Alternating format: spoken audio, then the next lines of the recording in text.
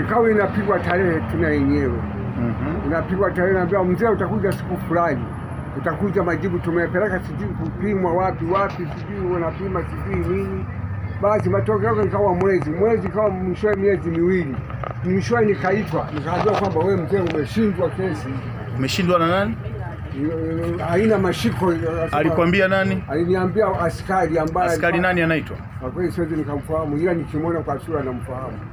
Ukimwona kwa sura? Namfahamu. Je, haukwenda kumuona yani mkuu wa upelelezi pamoja na OCD? Mkuu wa upelelezi ndio alianza tena kunitafuta kunikamata. Kwa ajili ya nini? Sijui, nadai kwamba huyu mzee mpumbavu sana sijui nini, ananitafuta mpaka mwisho nikimbia nikaenda Dar es Salaam. Nikakaa mwisho nikarudi tena huku.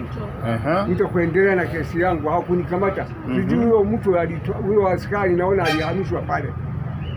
Nimuoni mpaka sasa huyo askari. Umuoni mpaka sasa? Je, kamanda wa polisi mkoa au kumfuata kwenda kumueleza haya matatizo? Nilikata tamaa, maana sehemu zote nilizokuwa naenda nilikuwa sipati ushirikiano, maana wao walikuwa napigiana simu. Unaona, kuna siku moja nilikuja mpaka huku Mwanza, nikaenda kwa maaskari fulani hivi wakaandika mambo yangu yote ya huku kwenye lakini nilipokutana nao walitaka kunikamata, ikabidi niwatoroke Busisi pale. Kwa nini sasa? Sijui. Kwa hiyo mpaka sasa hivi yani hukupata msaada wowote? Sikupata msaada wowote. Mimi nikakata tamaa, ila nilijaribu kwenda kwa huyo aliyehamishwa Charamira, maana niambiwa kwamba Charamira ndio alikuwa anatenda haki sana kwenye mkoa huu. Sasa nilipoenda nikasikia kwamba amehamishwa tena, nikashindwa. Nikashindwa. Unaiambia nini serikali ya Jamhuri ya Muungano wa Tanzania? Serikali ya Tanzania ninaomba inisaidie chini ya uongozi wa Mama Samia, maana nimeona kwamba Mama Samia anatenda haki. Kwa hiyo labda nitasaidiwa kwa sasa. Ndio. Yaani akusaidie nini?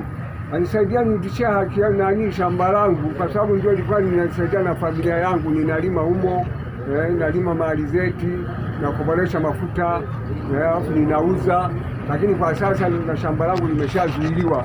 Mpaka sasa ni miaka 7 sasa. Uliwahi kwenda kumuona mbunge wa jimbo lako Mheshimiwa Tabasamu? Sijawahi kumuona. Mimi pale Sengerema shakata tamaa, maana hatusaidiwi. Hamsaidiwi Sengerema? Hatusaidiwi kwa kweli.